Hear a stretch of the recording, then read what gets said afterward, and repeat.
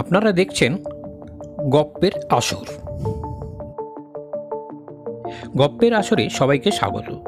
ভালো লাগলে like, subscribe এবং শেয়ার করবেন। আর হ্যাঁ, ডান দিকে থাকা ঘন্টা বাজাবেন যাতে পরবর্তী ভিডিও আপলোড হলেই আগে জানতে পারেন। তাহলে চলুন ভিডিও দেখি। আজকের গল্প সুকুমার রায়ের গরুর বুদ্ধি।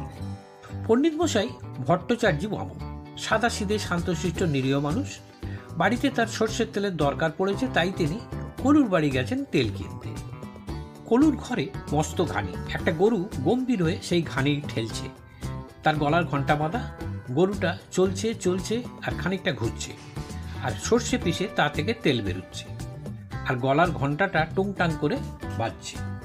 পণ্ডিত মশাই রোজই আসেন, রোজই দেখেন, কিন্তু আজ তার হঠাৎ ভারী আশ্চর্য বোধ হলো। তিনি চোখ মুখ গোল করে অবাক হয়ে তাকিয়ে রইলেন। তাই তো, এটা তো ভারী চমৎকার ব্যাপার। কলুকে জিজ্ঞাসা করলেন, ওহে কলিপ, ও জিনিসটা কি হে? কলু বলল, একগে ওটা ঘানি গাছ, ওতে তেল হয়। পণ্ডিত মশাই ভাবলেন, এটা কিরকম হলো? আম গাছে আম হয়, জাম গাছে জাম হয়, আর ঘানি গাছের বেলায় তেল হয় মানে কি? কলুকে আবার জিজ্ঞাসা করলেন। ঘানি ফল হয় না? কলু বললেন, সে আবার কি? পণ্ডিত মশাই টিকিতে হাত বুলিয়ে ভাবতে লাগলেন। তার প্রশ্নটা বোধহয় ঠিক হয়নি, কিন্তু কোথায় যে ভুল হয়েছে সেটা তিনি ভেবে উঠতে পারলেন না। তাই খানিকক্ষণ চুপ করে তারপর বললেন, তেল কে করে হয়? কলু বলল, ওইখানে সর্ষে দেয়, গরুতে ঘানি ঠেলে, ঘানির চাপে তেল বেরোয়। এইবারে পণ্ডিত মশাই খুব খুশি হয়ে ঘাড় নেড়ে টিকি দুলিয়ে বললেন, বুঝেছি, তৈল নিষ্পেষণ যন্ত্র। তারপর কলুর কাছ থেকে তেল নিয়ে পণ্ডিত মশাই বাড়ি ফিরতে যাবেন। এমন সময় হঠাৎ তার মনে আর একটা খটকা লাগলো। গরুর গলায় ঘণ্টা কেন? তিনি বললেন, কলিপ, সবই তো বলল, কিন্তু গরুর গলায় ঘন্টা দেওয়ার অর্থ কি? ও থেকে তেল ঝাড়াবার সুবিধা হয়? কলু বলল, সবসময় তো আর গরুটার উপরে চোখ রাখতে পারি না, তাই ঘন্টাটা বেঁধে রেখেছি। ওটা যতক্ষণ বাজে ততক্ষণ বুঝতে পারি যে গরুটা চলছে। থামলেই ঘন্টার আওয়াজ বন্ধ হয়, আমিও টের পেয়ে তাড়া লাগাই।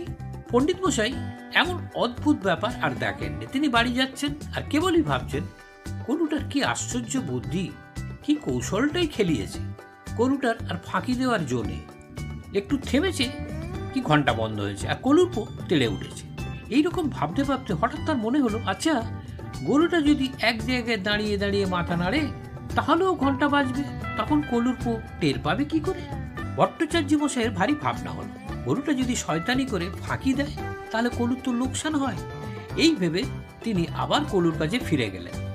গিয়ে বললেন, হ্যাঁ, ওই যে ঘন্টার কথা বললে, ওটার মধ্যে একটা মস্ত গলদ থেকে গেছে। গরুটা যদি ফাঁকি দিয়ে ঘন্টা বাজায় তাহলে কি করবে? কলু বিরক্ত হয়ে বললে, ফাঁকি দিয়ে আবার ঘন্টা বাজাবে কিরকম? পণ্ডিত মশাই বললেন, মনে করো যদি এক জায়গায় ঠায় দাঁড়িয়ে মাথা নাড়ে তাহলেও তো ঘন্টা বাজবে, কিন্তু ঘানি তো চলবে না, তখন কি করবে? কলু তখন তেল মাপছিল।